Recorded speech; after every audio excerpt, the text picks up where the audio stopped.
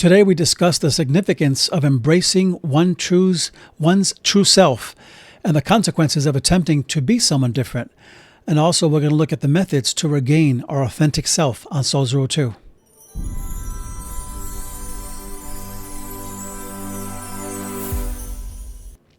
And welcome to Soul 02. This is the podcast that's putting the oxygen back into the Christian life one soul at a time. And I'm so glad to be with you today.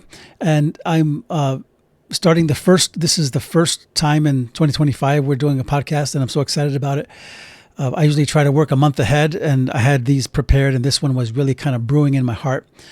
And I want to read from 1 Samuel 17:38, and we're going to talk about leaving Saul's armor behind. And it says in 1 Samuel 17, Saul clothed David in his own garment. He placed a bronze helmet on his head and fastened a breastplate on him, and David girded his sword over his garment. Then he tried to walk, but he was not used to it. And David said to Saul, I cannot walk in these, for I am not used to them. So David took them off, and he took his stick. He picked a few smooth stones from the wadi, which is a river, and put them in the pocket of his shepherd's bag and sling in hand, and he went toward the Philistine. So beginning a new year, there is something we can learn from the story of David and Saul and this exchange that happened where David had to try on Saul's armor. And we find in this passage in 1 Samuel 17, King Saul attempts to prepare David for battle against the giant Philistine warrior named Goliath, who they say was 8 foot tall, or some say 9 foot tall, who knows. And by dressing him in his own armor. And so Saul places a bronze helmet on David's head and fastens a breastplate onto David, and then he girds himself with David's sword. However, as David tries to walk and move and be agile, he realizes he's not used to wearing this heavy armor. So he realizes it was designed for a seasoned warrior like Saul, and it was cumbersome and restrictive for David. You know, it's a fact that whatever is restrictive for you could be great for somebody else, and vice versa. So recognizing that he cannot move effectively in this unfamiliar attire, David makes a pivotal choice. He decides to remove the armor and returns to what he knows best. So he takes his stick, a select few smooth stones, and smooth stones to me speaks of that which is seasoned and kind of it's been there for a while, and you know it and you're familiar with it, and it's worn down with age, good age. And he goes to the river, and gets these stones, and then he puts them in his pocket, in the pocket of the shepherd's bag, and armed with only a sling, he rushes to face Goliath.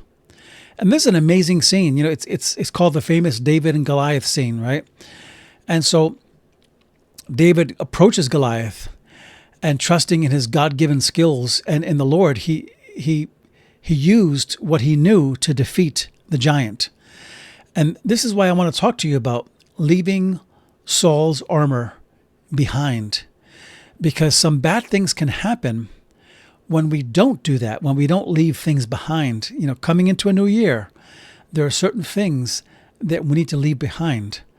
But first, let me start with this. What happens when we wear secondhand armor, right? When we wear someone else's gifting, someone else's ideas, someone else's, good habits, when we do that externally without them coming from the deep part of our hearts?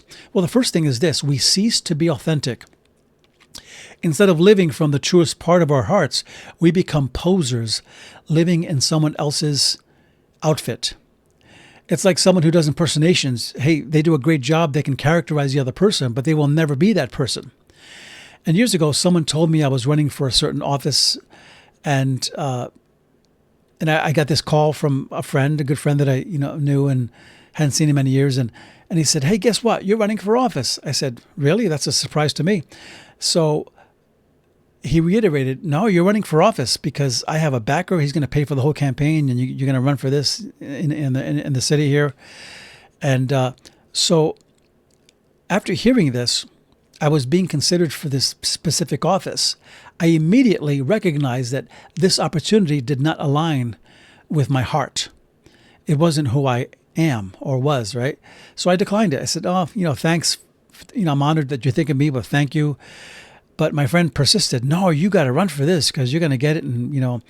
And I realized that, again, twice confirmed this was not for me. So I kind of told my friend with stronger words, look, this is not who I am. Thanks for thinking about me, but no. And that was it. That was the end of the conversation.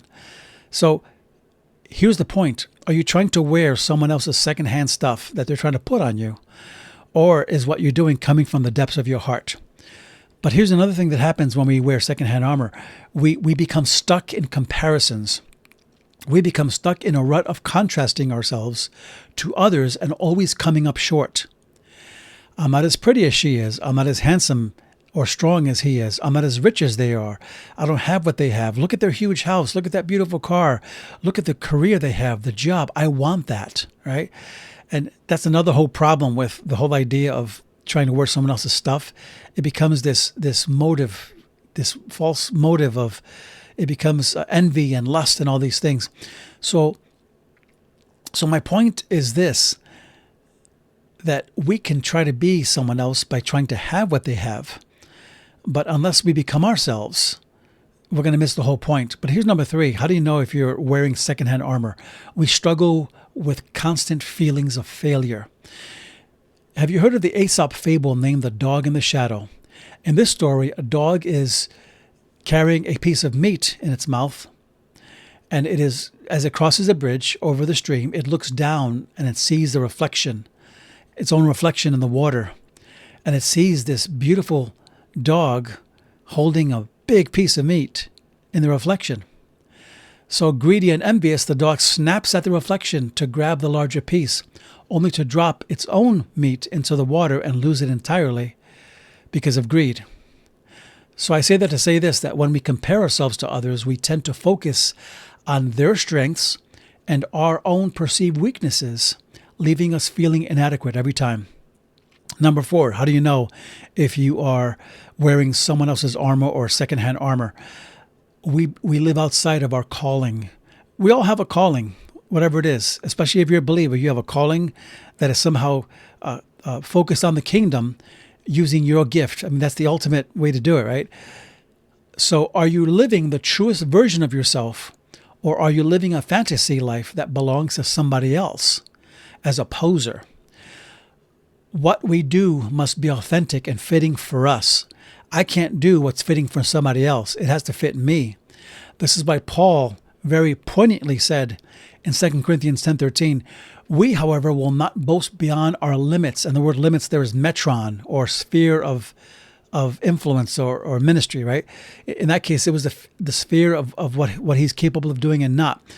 But we'll confine our boasting to the sphere of service, right? There's that word again, metron, the sphere of service God himself has assigned to us, a sphere that also includes you.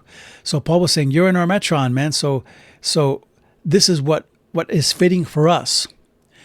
And so what is your sphere of influence? But number 5, we limit our growth when we try to wear someone else's armor or secondhand armor by trying to be someone or something we are not. This is the problem. Now imagine the disaster that would have happened if David had gone into battle wearing Saul's armor. What must change for you? What has changed for you is normal for somebody else. What is armor for you is unfitting for somebody else. So here's the question that brings us to the next main thing, and then we're going to bring this down. But what has to change for you to reclaim your authentic self? What has to change for you to be the person God's calling you to be? It's obvious in the story. Leave Saul's armor behind. David left it all behind. David left Saul's armor and entered the valley of Elah and stripped down and unburdened himself. And he knelt by the brook and he picked up the stones, put them in the bag, and he went to battle. So we must leave it all behind to move forward. So stop trying to wear someone else's gifting. someone else's anointing, someone else's skills, someone else's looks, someone else's personality. This is a sign of immaturity. The way teenagers dress alike, which is fitting for when you're a teenager, but when you grow up, you got to grow up, right? But here's the second thing you could do. Live from your deepest part, not a shallow knockoff. And we all have done this. I grew up wanting to be, Bruce Lee, right? Or Billy Graham. I mean, that was the range that I had. I was crazy growing up. And it's amazing how when you're growing up, God he's narrowing you into a funnel of this is who you are. This is your primary calling, your primary gifting. And if you don't lean into it, you're going to live someone else's life doing something else that you were never meant to do. And that's the problem with a lot of people. They're doing stuff that's not fitting for them. So it's knowing yourself. You have to know yourself. What's deep and authentic for someone else may be cheap and a knockoff for you. And we find that David moved in what he knew of himself. He didn't move in what Saul knew. He moved in what he knew. What did he know? He knew a stick. He had a stick. He chose 5 smooth stones. He knew that because he's done it before when he would use his sling against predators to protect the sheep. He had his shepherd's bag and he had a sling. That's what he knew. And it says it in 1 Samuel 17:40 again. He says he took a stick, picked up a few smooth stones, which of course speaks of experience and things worn by time, things honed in by time, and he put them in his bag, and then he rushed to the Philistine. Think about this for a minute, right? And I'll give you another Aesop fable. This fable is called The Peacock and the Crane.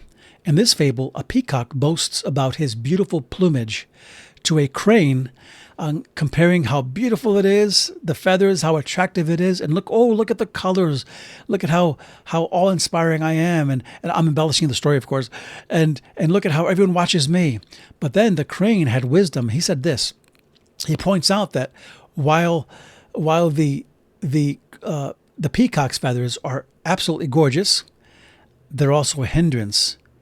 In contrast, the crane's plain feathers allow it to soar in the sky, a feat that the peacock could never achieve.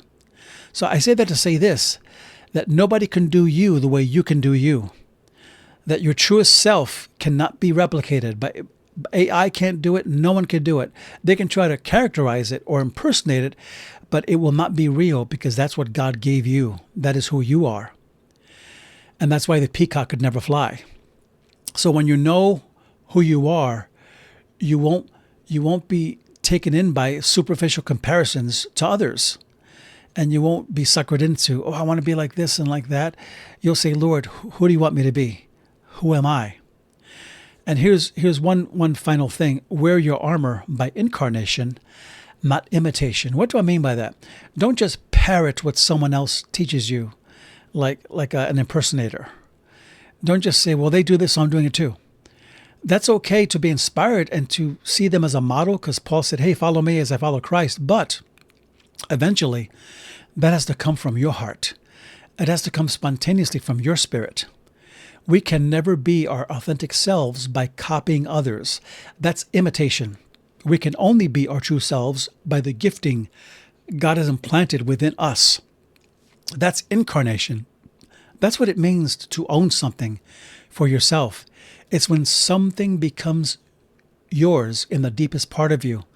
And I've seen that with children who grow up as Christians, and for a while, their mom and dad maybe pushed them to go to church and said, hey, as long as you live in my house, you're going to serve Jesus. And as they grew up, some of them, I saw this beautiful thing happen where somewhere along the line, they owned it for themselves. And they realized that God has no grandchildren. I have to have this come from my heart because I'm obeying Jesus from my heart, from myself, not because I'm going to please my family. And their convictions become their own. Their principles become their own. And so if this podcast has been a blessing to you, please consider liking, subscribing, and sharing this podcast with others. And engage with us via the various channels as we work to grow this channel. And so thank you for being with us. And God bless you. And until next time, take care.